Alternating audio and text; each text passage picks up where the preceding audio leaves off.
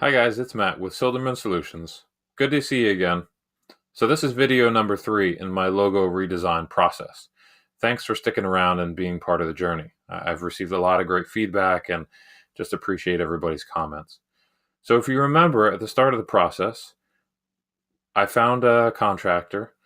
They said, okay, we'll give you 3 initial designs and you pick from that. So what you see on the screen in front of you is the design that I picked from their 3 initial designs. Then, if you remember in video 2, I made a mistake and learned an important lesson that I gave them unspecific feedback. So I won't even show you what they came up with that.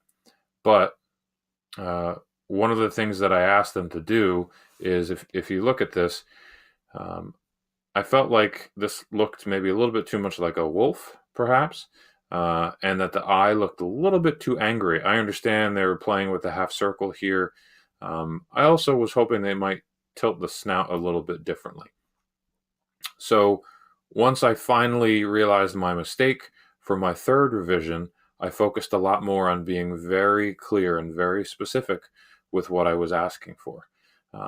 And just in case you haven't watched any of the other videos, let me just say that what you're looking at is essentially a combination of a chess piece, right? There's a knight there, and then a map marker.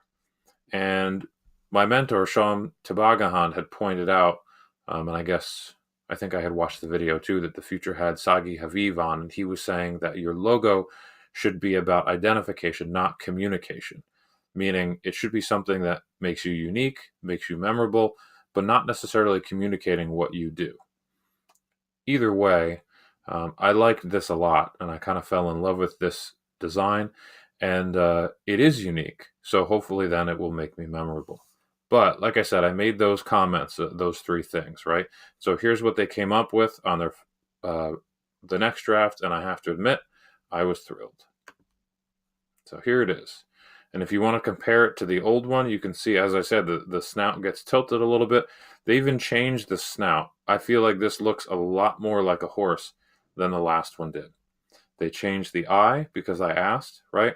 And so you can see, if I maybe put them a little bit closer together, you can see what was changed. And I have to admit, I could not be more happy with this.